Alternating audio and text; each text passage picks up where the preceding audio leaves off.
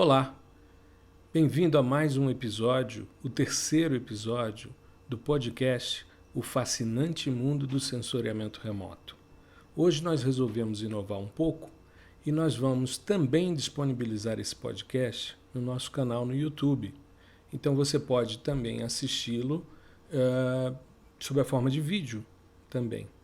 É uma oportunidade que nós estamos utilizando de fazer a divulgação do tema em dois canais distintos. Tem gente que prefere ouvir o podcast, às vezes está no carro, às vezes está em casa, sem possibilidade de assistir um vídeo, e tem gente que tem esse apelo visual mais forte, então acaba tendo uma necessidade de fazer essa visualização e a compreensão do tema por meio de vídeo. Então, a partir desse terceiro episódio, nós vamos concomitantemente divulgá-lo no podcast e também no canal no YouTube.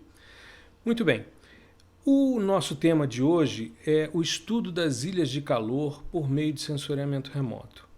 Ele foi uma sugestão feita no Instagram, eu coloquei uma caixinha perguntando o que as pessoas gostariam de ouvir no podcast e várias pessoas se manifestaram, eu divulguei e resolvi então fazer uma discussão a esse respeito, porque é um estudo que eu faço há muitos anos. Eu comecei o estudo das ilhas de calor no início dos anos 2000 e primeiro a gente entender um pouquinho do conceito e ver como é que a gente variou ao longo do tempo as possibilidades e as potencialidades que os sistemas sensores nos trouxeram para poder fazer esse estudo das ilhas de calor. Primeira coisa, entender o que é uma ilha de calor urbana. Quando a gente pensa na questão de uma ilha, a gente pensa normalmente num pedaço de terra cercado de água por todos os lados. Quando a gente fala de uma ilha de calor, a gente analisa um perfil térmico de uma cidade e a gente percebe que o centro da cidade normalmente é mais quente do que as suas bordas. Então, quando a gente começa a avaliar a variação térmica dentro de uma cidade, a gente percebe isso em função dos adensamentos urbanos, dos prédios existentes, a quantidade de asfalto, menos vegetação, essa área central tende a ser mais quente do que as suas bordas. Pois bem, e isso é uma coisa bastante interessante porque é um conceito que é anterior à utilização de sensoriamento remoto que depois foi sendo ajustado em função da disponibilidade dos sistemas sensores termais. E aí, o que esses sistemas normalmente medem? Eles medem a emissão de energia da superfície. Vamos entender um pouquinho como é que isso funciona. Quando a gente pensa na radiação que está vindo do Sol, ela interage com os diversos alvos de superfície. Você tem gramado, você tem prédios, você tem asfalto, solo exposto, enfim, você tem uma diversidade muito grande de alvos dentro de uma cidade. Essa radiação chega, interage com esses alvos. O que é interagir com esses alvos? É ser absorvida, uma parte é absorvida, outra parte é refletida. E essa parte que foi absorvida, ela tende a aumentar o nível energético do material. Isso é um fato. Ou seja, quando você tem, normalmente, todo o corpo que está acima da temperatura de menos 273,15 graus centígrados ou 0 Kelvin, todo o corpo emite radiação. Ele vibra, todo o corpo vibra acima do 0 Kelvin. Mas o que acontece? Quando você absorve energia vinda do Sol, energia eletromagnética, você tende a aumentar o seu padrão energético, tende a aumentar o seu grau de vibração. Você entra no que a gente chama num estado de excitação energética. Só que não dá para você ficar nesse estado de excitação constante, então você precisa devolver aquilo que foi absorvido para que você retorne à normalidade. E você devolve sob a forma de ondas longas e isso acaba sendo associado à temperatura de superfície, ou seja, a energia que está sendo emitida pela superfície acaba se transformando em temperatura. Pois bem, então a utilização de sensores remotos termais, eles medem esse comportamento térmico dos materiais, ou seja, a energia chegou, foi absorvida e agora eles medem o retorno dessa radiação para o ar, né? Para a liberação para voltar ao estado anterior. Pois bem, Então, a utilização de sensoriamento remoto me permite ver as diferenças de temperaturas existentes numa cidade. E quando eu começo a avaliar essa diferença de temperatura, eu começo a perceber que existem áreas mais quentes, normalmente as áreas centrais, e as áreas limítrofes, as áreas periféricas a esse centro, tendem a ser mais frias. Isso é que caracteriza o fenômeno das ilhas de calor. Pois bem, então, nós começamos um estudo que foi publicado na Scientific American Brasil. Eu tinha feito um estudo de 2001 e comparei com 84, usando dados do Landsat. Eu estava utilizando imagens de fins de semana, as duas datas eram de fins de semana. Eram anos que não tinham El Niño nem Laninha, então havia uma possibilidade de você fazer essa análise. E eu queria ver como é que o crescimento urbano que ocorreu nesse período interferia na temperatura. E nós tínhamos então percebido que havia um deslocamento em 2,5 graus da temperatura da cidade como um todo. Ou seja, as classes de temperatura, desde as mais baixas até as mais altas, variavam de 84 para 2001 em 2 graus, em média. Então, houve um deslocamento do gráfico, ele se deslocou em 2 graus.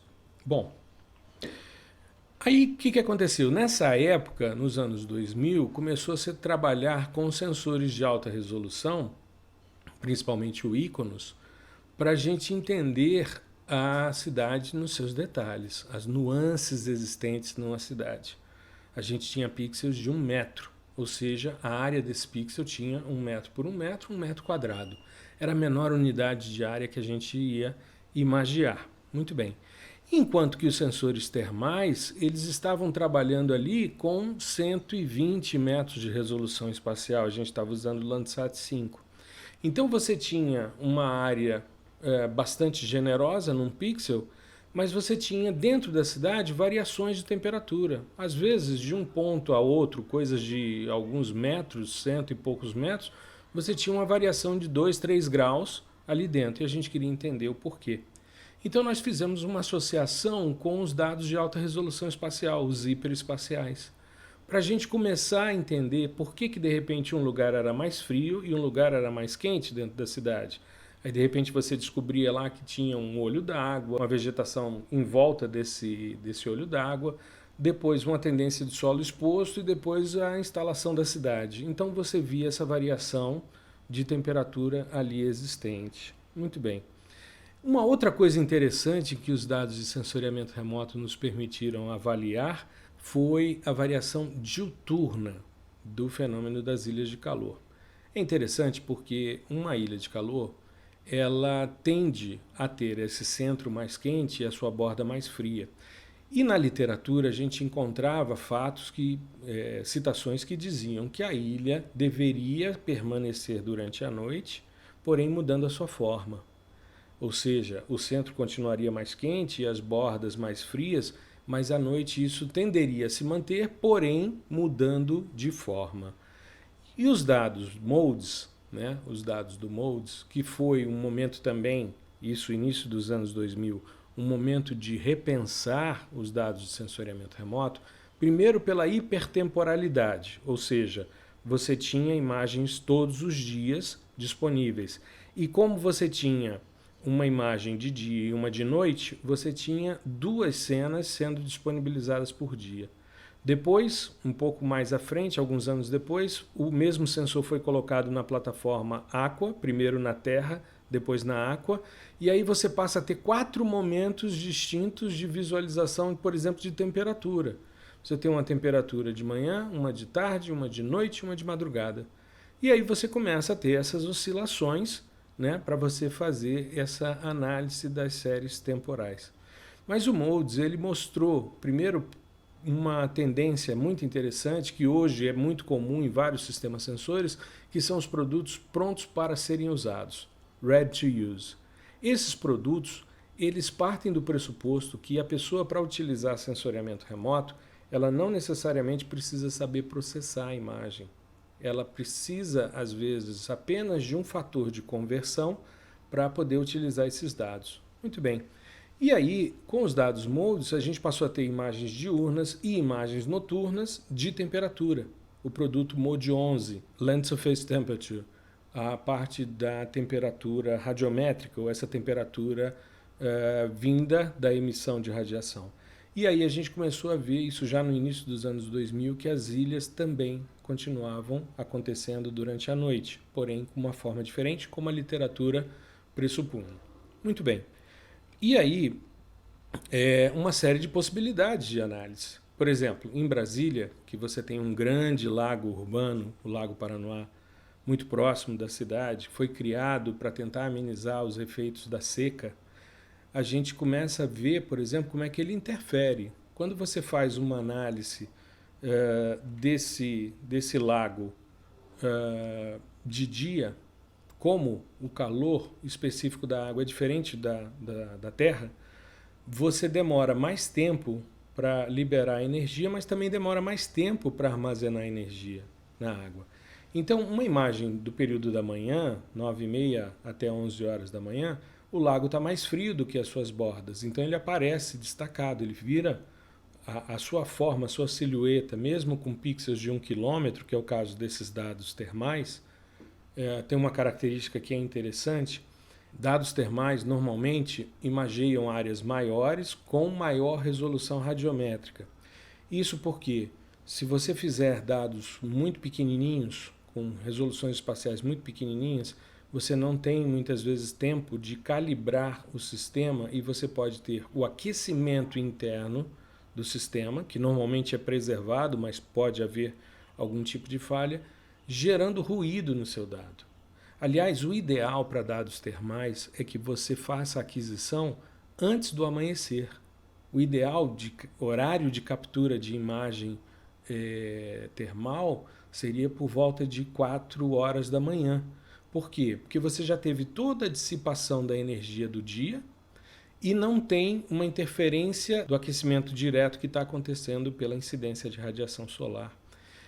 Então, de madrugada, você teria uma análise da inércia térmica dos materiais, o que durante o dia acaba sendo, de alguma forma, prejudicado. Infelizmente, a maioria dos sistemas sensores termais adquirem imagens durante o dia, né, é o caso do Landsat. Alguns têm imagem à noite, mas no período da noite, 9h30, 10 horas da noite, ou seja, ainda há um acúmulo de energia do Sol. O ideal seria que houvesse já dissipação para você ver a variação térmica dos materiais, né? Mas isso é possível normalmente em sistemas sensores aerotransportados. Muito bem, então essa questão dos corpos d'água é extremamente interessante, porque quando você analisa uma imagem diurna, você vê o formato do corpo d'água. Ele é mais frio do que a sua borda. Mas à medida em que a radiação vai sendo dissipada ao longo do dia, quando chega no período da noite, você já não vê o lago. Ele está numa temperatura similar à das suas bordas. Então o efeito da água acaba sendo minimizado nessa análise. É muito interessante essa questão porque a gente tem muitos lagos urbanos e que acabam de alguma forma interferindo. Agora, tem um ponto que eu queria discutir com vocês que eu acho que é extremamente intrigante. É muito comum hoje em dia uma discussão a respeito de mudanças climáticas. Isso é um fato. A gente percebe variações, principalmente nas escalas locais, nos ambientes urbanos, desperta o nosso interesse, a nossa curiosidade. E hoje a gente tem, em função principalmente de dados do MODES e agora os dados VIIRS, né, a gente tem uma disponibilidade de dados muito grande. Do MODES a gente tem praticamente de 2000, dos anos 2000 para cá, a gente tem uma série histórica bastante consistente. E existem, como eu disse, já esses produtos pré-processados. Esses produtos pré-processados, eles permitem essa análise mais rápida. E hoje, com plataformas que fazem processamento em nuvem, como é o caso do Google Earth Engine, a gente tem uma disponibilidade muito grande de imagens e a possibilidade de avaliá-las. Em outubro de 2019, eu fiz uma palestra online no YouTube sobre sensoriamento remoto aplicado à análise ambiental e urbana. Ela está, inclusive, no meu canal no YouTube disponível. E muito do que eu estou falando aqui tem na apresentação, tem imagens nesse sentido. Mas me chamou muita atenção um detalhe. Eu fui fazer uma análise usando os dados do Google Earth Engine para verificar a variação entre 2 pontos em Brasília. 2 pontos emblemáticos: o Parque Nacional de Brasília, que é uma unidade de conservação, que tem um cerrado bastante preservado, e o setor comercial de Brasília, que é uma área bastante adensada, que é uma área de prédios com pouco verde urbano e que tende a ter uma movimentação de veículos. Muito bem. Então nós fizemos uma análise do período, fizemos uma média do período de 1º de janeiro a 23 de setembro, tanto para dia como para noite. Por que setembro? Porque eram os últimos dados que eu tinha antes da palestra. Eu fiz em 14 de outubro.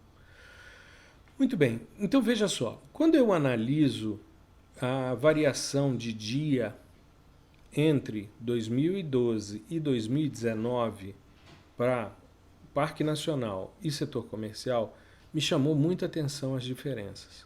O setor comercial, eu tive de dia uma variação de 3,54 graus, ou seja, de 2012 para 2019 aumentou em 3,54 graus de dia. Muito bem. O Parque Nacional, de dia, no mesmo período, aumentou a temperatura em 6,34 graus. Aí você deve estar pensando, bom, peraí, a área urbana teve uma variação, metade da variação do Parque Nacional? Sim. Aí você deve estar pensando, por que essa variação? Bom, primeiro é o seguinte, nós tivemos uma influência muito grande em 2016 do maior evento El Niño que nós já tivemos na história. Então, há uma tendência, quando você tem um evento El Niño muito intenso, você tem uma tendência de 3 a 4 anos de El Niño. Esse ano, por exemplo, a gente ainda tem resquícios do El Niño. E aí o que acontece? Como a vegetação que eu estava medindo não era uma vegetação, no Parque Nacional não era uma vegetação de mata de galeria, e sim de cerrado, sentido estrito, eu tenho um período mais seco no parque. Então eu tenho uma emissão de energia maior. Eu tenho mais resposta de solo exposto, de background de solo, do que efetivamente da vegetação. Aí tudo bem. Mas o que me chamou mais atenção foi a questão do noturno. E isso é uma coisa que eu pretendo investigar, ainda vou colocar um estudante para fazer um mestrado nessa questão, para a gente avaliar, porque veja só, de dia, fazendo a subtração do valor de 2019 por 2012, para o setor comercial eu tive uma variação de 3,54 graus. Mas à noite essa variação foi apenas de 0,06 grau. É nada. É nada.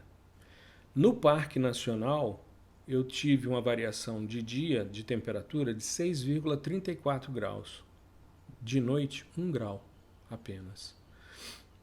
E a gente sabe, porque a gente já viu, que a ilha de calor ela mantém o seu formato à noite. O centro é mais quente do que a borda. E nesse caso a gente está vendo o contrário. O centro um pouco mais frio, uma variação menor, né, do que a temperatura numa unidade de conservação, no centro de uma unidade de conservação. Veja, para você ter uma ideia do que eu estou falando, durante o dia as temperaturas no setor comercial elas variam de 34 a 37 graus. 34 em 2012, 37 em 2019. À noite é 21,4 e 21,3. É uma variação mínima, muito pequena. Então, é uma questão que chama a atenção e que vale a pena ser investigada. Estão surgindo novos sistemas sensores para esse tipo de monitoramento. A NASA está com um projeto já está atrasado em cerca de 3 anos, porque os investimentos em sistemas sensores agora estão muito mais voltados à viagem espacial, o retorno à Lua e o salto a Marte, que é a missão Artemis, do que efetivamente novos sistemas sensores. E a gente tem aguardado ansiosamente um sistema chamado Respire. Esse sistema, Respire, ele vai ter um hiperespectral igual ao Everest, que é um hiperespectral aerotransportado que o JPL tem, e tem também as bandas termais do Aster. O Aster tem 5 bandas termais que são extremamente eficientes.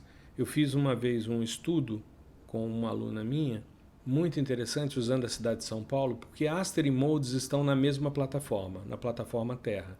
Então, no mesmo momento de aquisição dos dados, os dois sistemas sensores captaram. E eu fui, durante muitos anos, antes dos dados Aster serem gratuitos, eu fui usuário no cost, né? Então, eu não pagava pelos dados.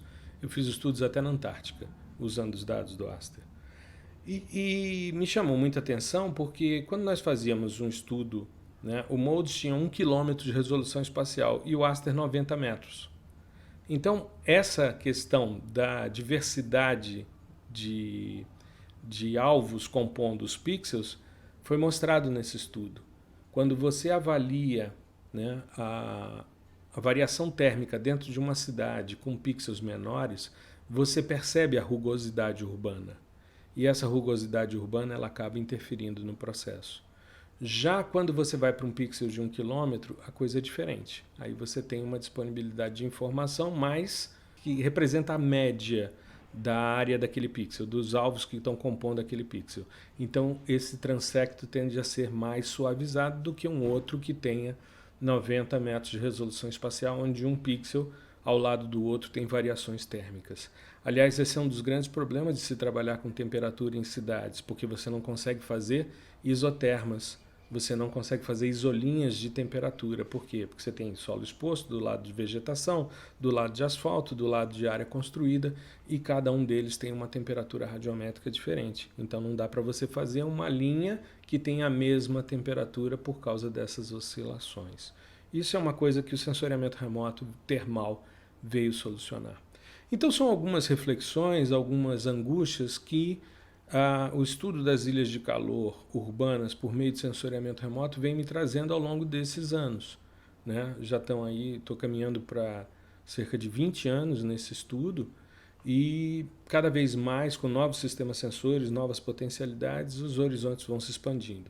Mas essa questão da variação térmica pequena durante a noite, né, me preocupa. Me preocupa porque a gente pode estar analisando uma mudança climática em função da relação de temperatura diurna sem buscar uma reflexão noturna.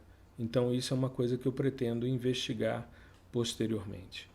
Espero que você tenha gostado do nosso podcast de hoje, né? É o nosso 3º episódio. Eu aguardo os seus comentários por e-mail, suas sugestões. Eu vou, a cada semana, abrir uma caixinha de sugestões para que a audiência possa se manifestar dizendo sobre o que quer ouvir. Tá legal? Eu espero que você tenha gostado do mundo fascinante do sensoriamento remoto e a gente se encontra na próxima semana. Tá legal? Um grande abraço, uma boa semana a todos, tudo de bom.